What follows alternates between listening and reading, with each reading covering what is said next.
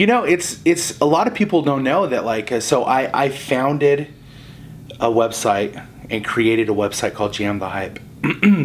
And so I started doing a syndicated radio show in 2003 when the local station that was airing my show on Friday nights decided to drop the show because they changed format. So somebody suggested to me, why don't you syndicate the show? I was like, well, whatever that means.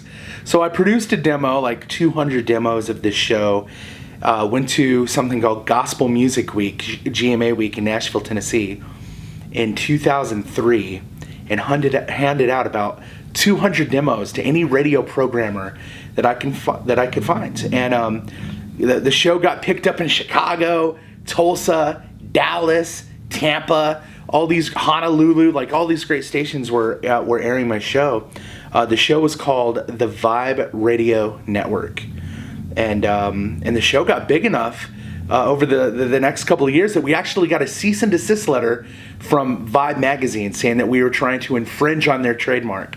So I was left with no choice but to change the name of the show. I'll make this a long story to a short one. I changed the name of the show to the Hype Radio Network instead of Vibe Radio Network to Hype Radio Network, and we had HypeRadioNetwork.com, and I just felt like HypeRadioNetwork.com was too long of a name.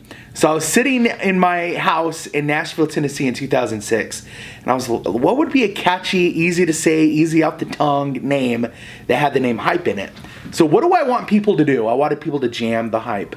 So I created this website called JamTheHype.com, and the show was called Hype Radio with Chris Chicago, and so, man, I started talking to Chad and Phil, who run Rapzilla, and we decided that we were going to partner, and my show Jam the Hype was going to be a part of Rapzilla, and we even had the URL Rapzilla.com/jamthehype, and we did a big press release, and then I just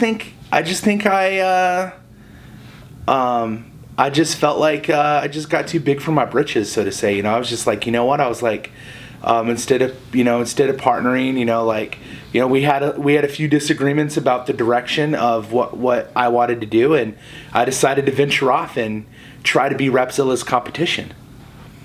And am I allowed to talk about that? But you know what? Like, I always had mad respect for Rapzilla, and I've always had mad love for Chad and love for Phil.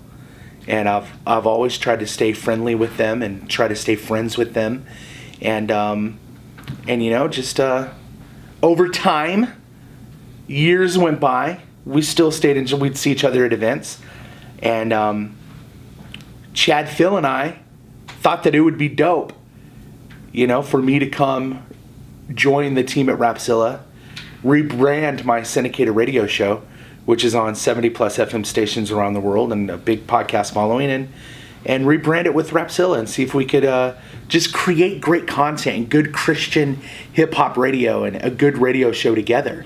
And so that's what we did, man. So we started Rapzilla.com live, and I think in December of 2015. I think we're 14 episodes in now, and it's been a great success. And so the one thing people warned me about before I went into this venture with Rapzilla was the Rapzilla fans can be brutal, and they can be haters, and they're going to eat you alive in the comment section on the website. And I was so scared.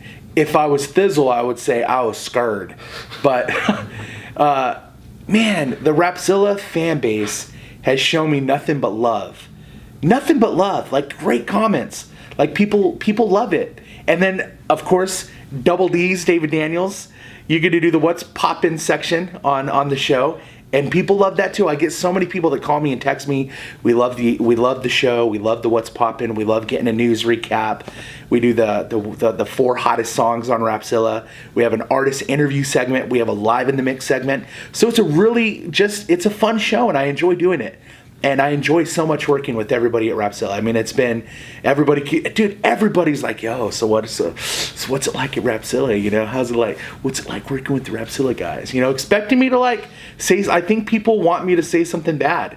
Like, I think people want to have something bad to say about Rapzilla, and I've had nothing but the greatest time. I mean, working with you, I think you're the number one journalist and number one writer in our genre, and I'm lucky to be able to work alongside you and do stuff with you. And Phil is just an amazing, like, look at what he has started, and Chad, his business mind, and the things that he says. I mean, I have nothing but great stuff to say. It's been amazing.